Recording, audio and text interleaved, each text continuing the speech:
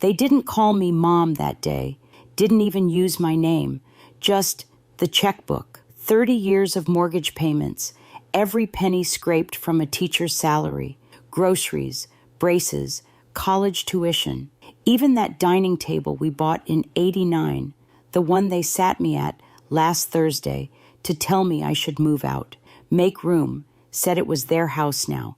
I didn't scream, didn't cry. I buttered my roll, slow, let them squirm in their chairs. Then I reached into my pocket, felt the crinkle of that old deed, the one my daddy made me sign by myself. For your protection, he said. So when my husband slid those new ownership papers across the table, I smiled. Funny, I said. My name's the only one that's ever been on this house. They forgot who built this home, so I reminded them, and trust me, they remember now. We bought the house in 1989, 4 bedrooms, a porch swing I found on clearance, and a backyard just wide enough for 2 chicken coops and a clothesline. It wasn't glamorous, but it was home. David worked construction. I taught English at the local high school, and every paycheck, every dime not spent on textbooks or band shoes went into that mortgage. Back then, they called it Linda's dream house. I called it insurance against becoming my mother. We raised our kids there. Marco came during a thunderstorm. Emily 2 years later with colic and lungs like a trumpet. I painted their rooms myself, 1 blue, 1 yellow. Every birthday was homemade cake. Every winter I wore the same coat so they could have new boots. We built something honest, brick by brick, sacrifice by sacrifice. But the year after my final school bell rang, the silence in that house got louder. David started making calls in the other room. Marco stopped asking about how I was, started asking what was left in my name. Emily talked about downsizing, like it was a gift I should be grateful for. At first, I thought they were just being practical, thought maybe they saw me getting older and worried. Turns out they weren't worried about me. They were worried about what I still owned. The house I once scrubbed baseboards in while pregnant was now a line item on someone else's spreadsheet. And the dining table, where we once celebrated Marco's college acceptance, that's where they told me, smiling like it was kindness, that I should move across the street into the guest cottage. I didn't say no, not yet, because sometimes the smartest thing a woman can do is act like she's tired while quietly checking the paperwork. And what I found in that drawer, that's where everything began to unravel. It started small, like most betrayals do. One morning, I went to pull a utility bill from the kitchen drawer, gone. The folder I'd kept for over 30 years, gas, electric, water, replaced with a single sheet of paper labeled Consolidated Accounts, see Marco. Marco. Next came the safe. We always kept it in the hallway closet. Combination 74219, same as our anniversary. One night, I noticed it had been moved, and the code changed. David brushed it off. Simplifying, he said. Just streamlining things in case you ever forget. Funny. I spent 3 decades managing every bill, every tax form, every Christmas budget to the penny, and suddenly I was being gently ushered away from my own ledger. Then came the bank statements. Emily stopped by with coffee one Saturday. Sweet smile, her voice syrupy soft. Mom, we've been thinking, maybe it's time you stopped worrying about the finances. You've earned rest. She used the word we, like a board meeting I was never invited to. That night, I checked the home office. The filing cabinet I'd locked after retirement, key missing. Inside, every folder reorganized. Medical records, mortgage history, even the deed copy, all shifted into the bottom drawer. A sticky note sat on top, archived for future reference. They were pushing me out, not with shouting, not with threats, with kindness, the kind that sounds like care, but feels like erasure. And that was when I knew. This wasn't just about helping me, it was about positioning me. But what they didn't know, That night, I pulled out my father's fireproof box from the attic, the one he made me promise never to throw away. And inside, well, let's just say it changed everything. They called it a family meeting. Marco brought his laptop. Emily brought muffins. David stood by the window, arms crossed like he was just watching the weather. I already knew something was wrong, because when your name isn't on the text thread, but you're asked to be in the living room by 10 sharp, you're not invited. You're summoned. Marco cleared his throat. Mom, we've been talking, and we think it's time you simplify. Emily jumped in, her voice soft like she'd rehearsed it. Not because we don't love you, she said, but because we care. The main house is just a lot to manage, and the guest cottage is cozier, more manageable. I said nothing, just looked at David, the man I built a life with, the man who once held my hand in labor, who once sent me lilacs every payday. He didn't speak, didn't look at me either. He just nodded. Marco turned his laptop toward me. There it was, a color-coded transition plan, my belongings boxed by room, timelines, utilities rerouted, medical contacts transferred, even a grocery delivery subscription set to the guest cottage's address. I didn't cry. I didn't raise my voice. I thanked Emily for the muffins. Then I asked if the coffee was still hot, because I knew something they didn't. In my father's fireproof box, I'd found the original deed, one that listed me and me alone as the sole owner. It had been gifted to me before the wedding, quietly, legally, and David had never updated it. So while they were moving my name out of folders and bank accounts, I was holding the paper they'd forgotten existed. They thought they were managing me, but I was already 10 steps ahead. And when I made one small phone call that night, just one, the game started shifting, because if they thought they could box me up and move me out, they were about to find out exactly who packed those boxes for them all those years. I waited 3 days, 3 days of polite silence, of boxed up towels, of Emily texting me links to space-saving furniture. On the 4th morning, I called the county records office. I asked for a certified copy of the house deed. They said it was ready to pick up within the hour. I said I'd bring cookies. The clerk handed it to me with a smile, probably thinking I was just another widow tying up loose ends. But when I opened that envelope in my car, my hands didn't shake, because I already knew what it would say. There it was, typed in clear black ink. Owner, Linda M. Thompson. Sole title holder. Filed July 14th, 1989. David's name wasn't on it, not even as secondary. You see, before we got married, my father had insisted. He said, "A man can change his vows. A deed speaks louder." Back then, I'd rolled my eyes. Now, I wanted to kiss the old man's boots.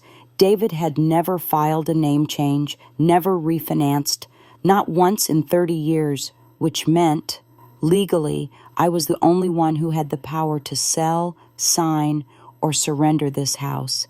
Not David, not Marco, not Emily. That same afternoon, I drove to the bank, asked to speak to the branch manager, told her calmly, I need to update the file on my property. My family seems to be under a misunderstanding. She looked at the paperwork, paused, then nodded slowly. You're the only one on this title. That changes everything. Yes, it did. I walked out of that bank taller, because the house they tried to remove me from, the house they called too much for me to manage, it wasn't just mine, it was never theirs.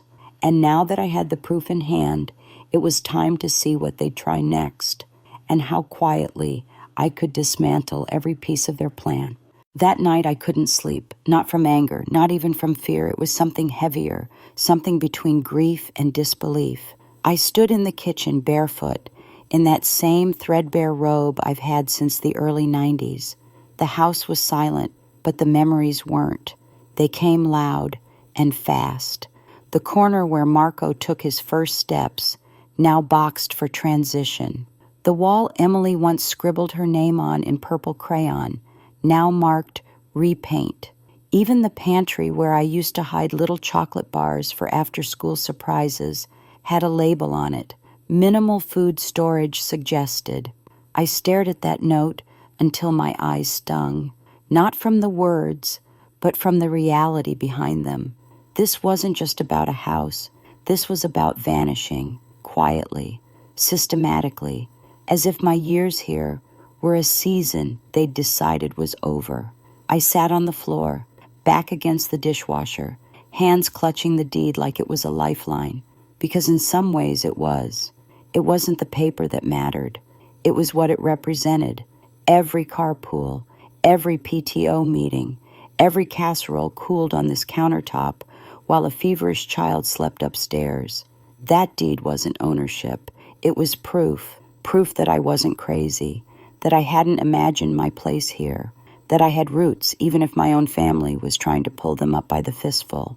I looked around the house, our house, and whispered, they forgot who built this life. And then I stood up, not angry, not bitter, steady, because if they were going to rewrite the story of this home, they'd have to do it with me wide awake, and with every box they packed, I was already unpacking the truth.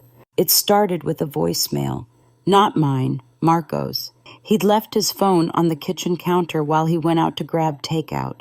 I wasn't snooping, but when it lit up and played on speaker, loud and clear, I froze. Hey man, the voice said, you really think you can cover both payments next month? That's a lot for just one income. Silence. Then Marco's reply, casual and tired. Yeah, I'm just trying to get Mom out of the house before it resets. After that, I can refi under my name. I stood there, blinking at the phone. Reset? Refi? That's when it clicked. This wasn't just about simplifying or giving me rest. They were maneuvering me out so they could leverage the house, my house, for their own financial gain. Later that night, I checked David's email. I still had access. He hadn't changed the password since 2012, our wedding anniversary. And there it was, an entire thread between David, Marco, and a mortgage consultant. Subject line, asset transfer timeline. They'd even attached a projected equity statement, my equity. I downloaded every file, printed every page, labeled every folder, but I didn't scream, didn't accuse. I scheduled a quiet call with a lawyer instead. And when I told him the story, he said just one word, document everything. So I did. The next day, when Marco walked through the front door, smiling like nothing was coming, I hit record on my phone. And I asked, sweet as pie, remind me again, honey, why are we rushing this move? He answered, and I smiled, because now I had it. His voice, his words, his motive. They'd underestimated me, and that was about to cost them everything. It happened on a Tuesday. Gray skies, quiet house. David texted me that morning. Family lunch, 1 p.m. Let's talk everything through. I baked cornbread, not because I was feeling generous, because it gave me something to do with my hands. By 12:55, they were all there. Marco on his phone, Emily sipping iced tea like she was at a spa, David avoiding eye contact, pretending to read the newspaper. I set the cornbread down like it was an offering. Then I brought out the folder. The room went still. I placed the deed at the center of the table, then the printed email thread, then the voicemail transcript, then my lawyer's business card. I didn't raise my voice, didn't accuse. I just looked at each of them one by one. Let's talk about this version of everything. Emily spoke first. Mom, it's not what you think. I held up a hand. I've done the math, I said. 34 years of mortgage payments, maintenance, taxes. Not once did any of you ask how the lights stayed on. And now, you want to reposition me? Out of the very house I built. David cleared his throat. Linda, it was just a financial discussion. No, David, it was a transfer strategy, one that forgot the part where I existed. Then I turned to Marco. You said you'd move forward once I was out. I heard it, and I recorded it. You weren't helping me simplify. You were trying to erase me. He looked pale. Emily teared up. David stayed quiet. I stood up, straightened the edge of the folder. You can box up furniture. You can forward mail, but you can't evict the one person holding the deed, on paper or in memory. Then I walked to the front door, opened it wide. This house isn't too big for me, but maybe it's too honest for the three of you. And with that, I left them sitting there, surrounded by printed evidence and a cornbread they never touched. What happened after that lunch? Well, funny thing, people start behaving very differently when they realize Mom's not bluffing. For 3 days, no one called. Not Marco, not Emily, not David. The house was quiet again, but this time it was mine, fully, undisputed. Then the ripple started. A knock on the door. Mrs. Chandler from 2 doors down. She brought lemon bars and said, "I don't know what happened, dear, but we all saw them leave, and we're proud of you." I didn't ask how she knew. Word travels faster than regret in a small neighborhood. 2 days later, I got a letter, handwritten, from Emily. "I'm sorry, Mom. I got swept up in things I didn't understand. You've always been the strong one. I just didn't realize how much until I saw you at that table.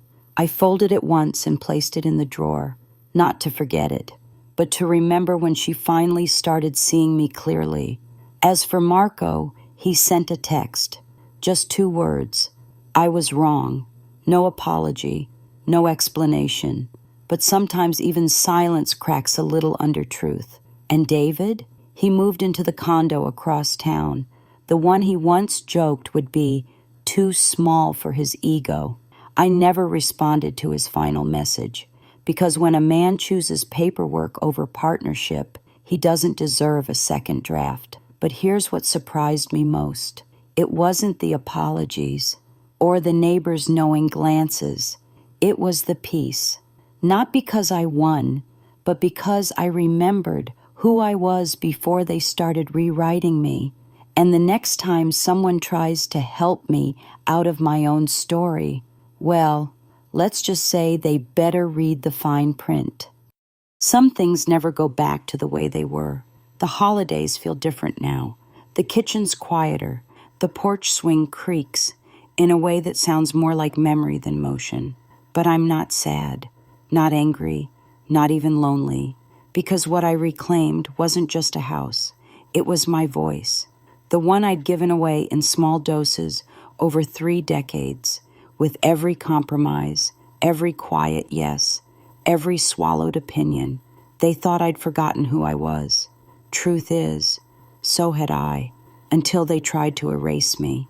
Funny how being pushed out helped me step back in, on my own terms, without a permission slip. I still keep Emily's letter in that drawer, not because I forgive everything, but because I believe in proof of growth. Marco, well, I haven't heard much since, but healing doesn't always come with reconciliation. Sometimes it just looks like peace. And David, he still sends a card on my birthday, signed "Warm Regards." I keep them, not out of sentiment, but as a reminder of the cost of silence. To anyone listening, if your family ever calls you the checkbook or treats your history like a liability instead of a legacy, don't wait for permission to draw a boundary. They won't always remember what you gave, but you must never forget who you are. And if someone tries to write you out of your own story, don't rip the page. Just pick up the pen, underline your name, and keep writing, because sometimes the quietest endings echo the loudest. What would you have done sitting at that table? Would you have stayed quiet or spoken up? Tell me, I'm listening. So that's my story, or at least the chapter they thought I wouldn't tell. If it stirred something in you, if it reminded you of a conversation left unfinished, a boundary you're still afraid to draw, then maybe this wasn't just my story after all. Maybe it's ours. And if you're still here, still listening, that means something. It means you value stories that don't shout, but stay. Stories about quiet courage, late in life clarity, and the kind of justice that doesn't make the news, but changes everything. So here's what I'll ask. Tap like if you've ever held your ground when it would have been easier to fold. Share this with someone who once called you too emotional, too difficult, or too much. And if you want more stories like this, real, layered, and worth finishing, check out the Betrayal and Quiet Revenge playlist I've linked below. We all have chapters they tried to erase, but here we write them back in. Thanks for being here. Until next time, hold your line, protect your peace, and don't forget who paid.